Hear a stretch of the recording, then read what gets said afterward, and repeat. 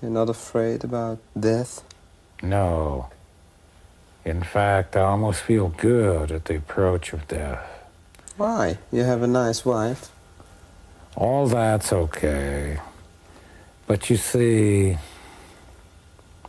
as you live many years, things take on a repeat. Is that ended? Are you ended? No, it's okay. Things take on a repeat. You understand? You keep seeing the same thing over and over again. The same substance, the same action, the same reaction. So you get a little bit tired of life. So as death comes, you almost say, okay, baby, it's time, it's good.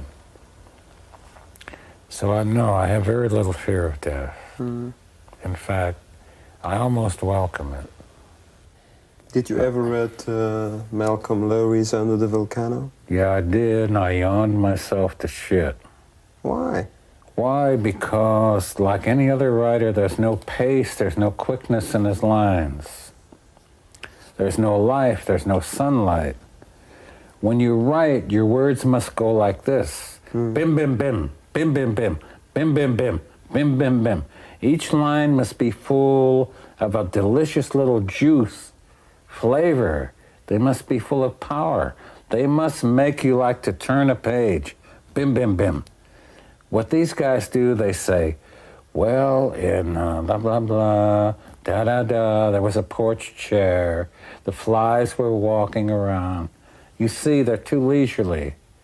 They're setting up the scene for the grand emotion, and when they get to the grand emotion, there isn't any. This is a different age. It's the atomic age. Each line must have its own power, its own feeling, its own juice, its own flavor. Writing must never be boring. It must not bore the reader, the writer. It must not bore anybody. You have to have juice in each line, don't you see? You don't believe me, but I'm trying to tell you. I get so... Writers put me to sleep. They always did. They always will. Each line must be an entity unto itself. But must carry its own, like a voltage juice. You can't say, Mrs. McGillicuddy was sitting in her chair. It was 3:30 p.m. on a southern morning in Georgia. Mr. McGillicuddy was... This is all, it's already dead, you see. You must say, the thing. But he died from alcohol. You're not afraid of... Oh, you think, Faulkner? No. He was one of the worst practitioners. Of course, but now I'm talking about Lowry. He died from alcohol. You're not afraid Lowry. of... Oh, yeah. Well, it's nice to die of alcoholism. It's very glorious. But if you write dull shit, it doesn't do any good what you die from. You see? Alcohol is not a great thing. Because you die from alcohol doesn't mean you're any good. You got to leave some words behind. He died swallowing his own vomit. Great. Now, he's not even a professional drunk.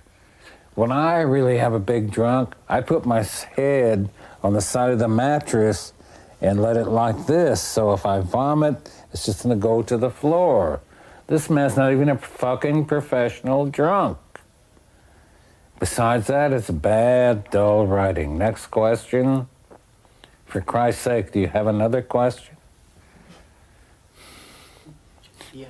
Drink some more scotch, motherfucker. It'll cheer you up. Enjoy yourself, man. Forget there's an interview.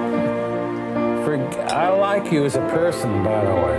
My buddy, the Dutch interviewer from Belgium.